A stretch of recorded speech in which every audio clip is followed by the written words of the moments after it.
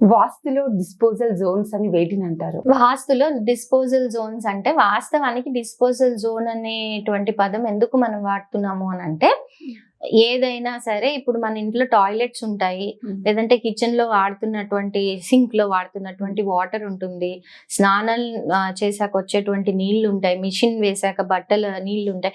ఇవన్నీ ఏంటి? Waste materials.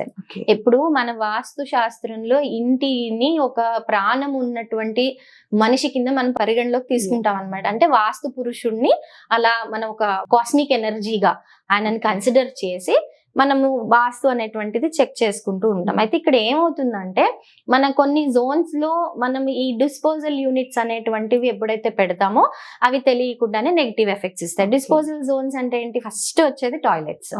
ఇప్పుడు టాయిలెట్స్ ఈశాన్యంలో పనికిరాదు. ఎందుకు?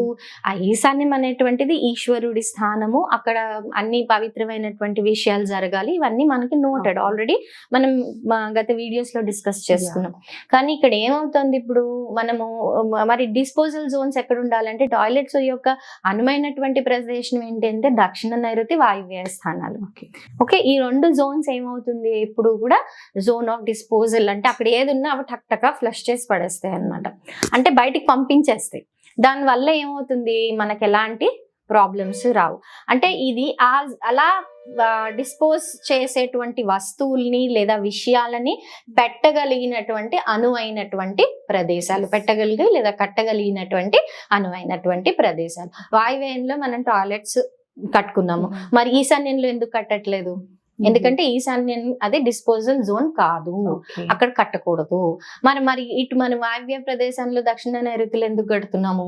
ఎందుకంటే అవి జోన్ ఆఫ్ డిస్పోజల్స్, అంటే అక్కడి నుంచి వెళ్ళిపోవాలి. కాబట్టి ఏంటంటే, ఏదైతే వ్యర్థ పదార్థాలు లేదంటే ఇప్పుడు మన శరీరంలో కూడా ఎక్స్క్రీటరీ ఆర్గన్స్ ఎలాగైతే ఉంటాయో, హ్యూమన్ బాడీ, మన వాస్తు అనేటువంటిది లేదా వాస్తు పురుషుని ఒక హ్యూమన్ బాడీగా కన్సిడర్ చేస్తాము. అలా చేసినప్పుడు ఏంటంటే, ఈ జోన్స్ లో టాయిలెట్స్ ని నిర్మించాలి. వాటర్ ఫ్లో ఈ విధంగా ఉండాలి, అంటే ఇటు నుంచి ఇటువైపుకి వెళ్ళాలి. ఓకే, ఎప్పుడు కూడా మనం తూర్పు లేదా ఉత్తర భాగం నుంచి ఫ్లో అనేటువంటిది ఉండాలి.